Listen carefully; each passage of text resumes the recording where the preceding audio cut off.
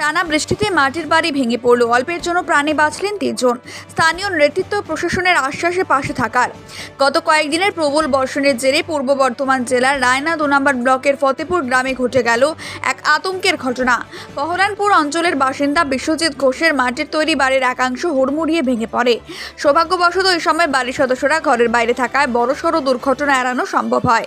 প্রাণে বেঁচে যান একই পরিবারের 3 জন সদস্য। খবর পেয়ে ঘটনাস্থলে ছুটে যান রায়না 2 নম্বর ব্লকের ব্লক তৃণমূল কংগ্রেস সভাপতি সৈয়দ কলিমুদ্দিন বাপ্পা। তিনি ক্ষতিগ্রস্ত পরিবারটির সঙ্গে কথা বলেন ও পাশে থাকার আশ্বাস দেন। তিনি জানান, বিপর্যয় মোকাবিলার টিম এবং ব্লক প্রশাসনের পক্ষ থেকে যা যা প্রয়োজন তারা সব রকম সাহায্য পরিবারকে দেওয়া হবে। প্রাথমিকভাবে আবাসন, খাদ্য, ত্রাণ সহায়তা নিয়ে আলোচনা হয়েছে। ঘটনার পর বাড়ির মালিক বিশ্বজিৎ ঘোষ বলেন, অনেক দিনের পুরনো বাড়ি টানা বৃষ্টিতে দেওয়াল ভিজেছিল, হঠাৎ করেই ভেঙে পড়ে। ভাগ্য ভালো যে সময় মতো আমরা বাইরে বেরিয়ে গিয়েছিলাম, না হলে প্রাণে বাঁচা যেত না। এখন সবচেয়ে বড় চিন্তা মাথা গোঁজার ঠাঁই। পরিবারটির পক্ষ থেকে দ্রুত পুনর্বাসন এবং সহকারী সহায়তা আবেদন জানানো হয়েছে। স্থানীয়দের মতে, বহু পুরনো মাটির বাড়িগুলির অবস্থা খারাপ, বর্ষার আগে সেগুলির সংস্কার জরুরি।